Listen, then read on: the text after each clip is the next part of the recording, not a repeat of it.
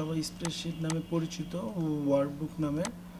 তো আপনি এক্সেলে কেন কাজ করবেন আর এক্সেলে আপনি কেন কাজ শিখবেন?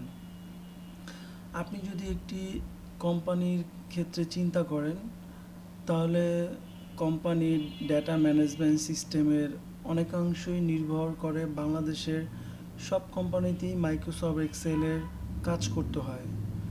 ধরুন আপনি ইঞ্জিনিয়ার কিংবা ম্যানেজার কিংবা কোনো অফিসার কিংবা কোনো ব্যাংকার, সরকারি হোক বেসরকারি হোক, যে কোনো প্রতিষ্ঠানেরই হোক। ধরুন কোনো ফ্যাক্টরি, আপনি ফাইন্যান্সিয়াল প্রতিষ্ঠানে আছেন, সেখানেও আপনার মাইক্রোসফট এক্সেলের কাজ করতেই হবে। এটা খুবই প্রয়োজনীয় একটি কাজ, মাইক্রোসফট এক্সেলে কাজ করা। তো আপনি যদি মাইক্রোসফট এক্সেল ওপেন করলে এইভাবে একটা ইন্টারফেস চলে আসবে এই স্প্রেডশিটের। ঠিক আছে, তো আমরা এটাকে ভাগ করেছি 3 ভাগে। আমরা প্রথমে এক্সেলে কাজ শিখাবো, পরে ওয়ার্ডের, লাস্টে হচ্ছে আমরা শিখাবো হচ্ছে পাওয়ার পয়েন্টে। এটা আমরা 3 ভাগে ভাগ করেছি, 3টি ভাগে আমরা এটা শিখাবো মাইক্রোসফট এক্সেল 2019-এ। এই এক্সেলে আপনি অনেক কিছু অ্যারেঞ্জমেন্টের কিছু ব্যাপার আছে, এগুলো আপনাদের আমি স্টেপ বাই স্টেপ দেখাবো। তো আপনি যদি কোনো কোম্পানির সেলস অ্যান্ড প্রফিট বের করতে চান 6 মাসের কিংবা 1 বছরের, সেটা আপনি করতে পারবেন। ঠিক আছে, আপনি যদি চান যে পুরো 1 বছরে একটি বাজেট তৈরি করবেন, সেক্ষেত্রে আপনি এক্সেলে বাজেটটি তৈরি করতে পারবেন। আপনি যদি চান যে আপনি কাস্টমারদের ডেটা ট্র্যাকিং করবেন, সেক্ষেত্রেও আপনি এটা করতে পারেন। আপনি চান আপনার এমপ্লয়ীদের টোটাল লিস্টটি রেখে দিবেন, আপনার এমপ্লয়ীদের টোটাল ডেটা আপনার কাছে থাকবে, আপনি সেটাও পারবেন। আপনি চাইলে চার্টের মাধ্যমে, যদি আপনার বোরিং লাগে, তাহলে আপনি চার্টের মাধ্যমে এটা আপনি করতে পারবেন। ঠিক আছে, আপনি যদি চান পিভট টেবিল করার জন্য, সেটাও আপনি করতে পারেন। ঠিক আছে, ইয়ারলিভাবেও আপনি করতে পারেন পিভট টেবিল, আর্ট করতে পারেন। আপনি যদি চান যে আপনার পুরো বছরের সেলস অ্যান্ড এক্সপেন্স রিপোর্ট বের করতে, সেটাও আপনি পারবেন। ঠিক আছে, এখানে অনেক কাজ আছে যা আপনি এক্সেলে করতে পারেন, যেগুলো আপনার কর্মজীবনে খুবই প্রয়োজনীয়। ইভেন আপনি চাইলে অনলাইন সেগমেন্টে এই এক্সেলে কাজ করে, ডাটা এন্ট্রি কাজ করে আপনি ফ্রিল্যান্সার, আপওয়ার্কে অর্থ উপার্জন করতে পারবেন। ডাটা এন্ট্রি প্রচুর পরিমাণ কাজ আছে, এগুলো আমার ইউটিউব চ্যানেলে আমি আপলোড করব আপনার অনলাইন থেকে। তো আমরা এখন এই টেবিলগুলো একটু পরিচয় হয়ে নেই।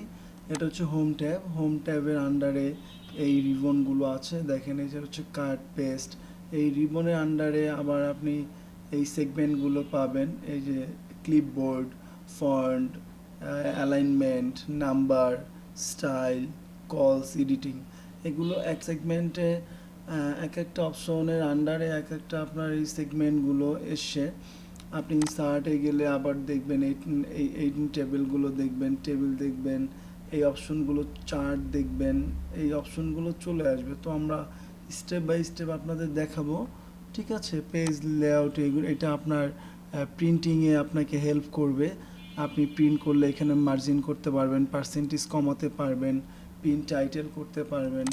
ফর্মুলায় গেলে আপনি এখান থেকে দেখেন আপনি ফর্মুলাস ইউজ করতে পারবেন। মোর অপশনে গেলে স্ট্যাটিক্যাল ইঞ্জিনিয়ারিং, আপনি এখানে অনেক অপশন পাবেন। ইনফরমেশন, খুব হিউজ পরিমাণ ইনফরমেশন পাবেন। তো আমরা এগুলো আসলে ভয়ের কিছু না, এগুলো দেখে ভয় পাবেন না। যেগুলো খুব ইউজ হয়,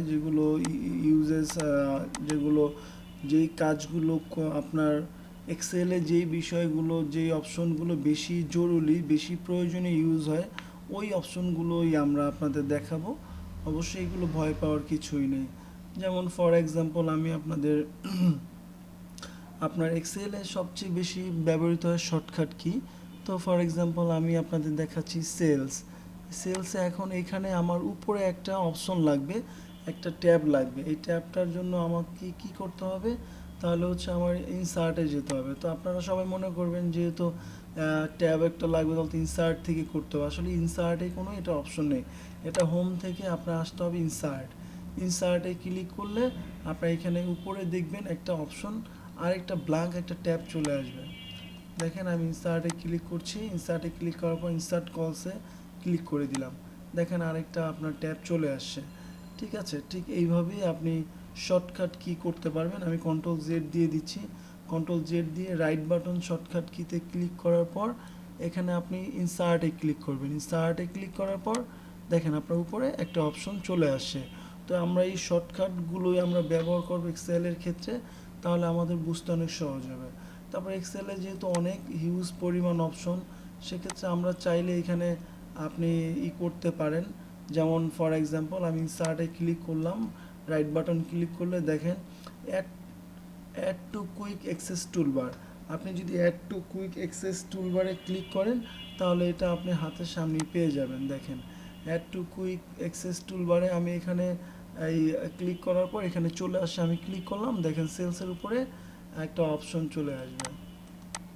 এই যে অপশনটা চলে আসলো, আবার সেই ব্ল্যাঙ্ক একটি ট্যাব চলে আসলো। আপনি চাইলে যেমন মনে করেন অ্যালাইনমেন্ট আপনি রাখতে চাচ্ছেন, অ্যাক্সেস টুলবারে আপনি ক্লিক করলেন, আপনি এই যে অ্যালাইনমেন্টটা চলে আসলো।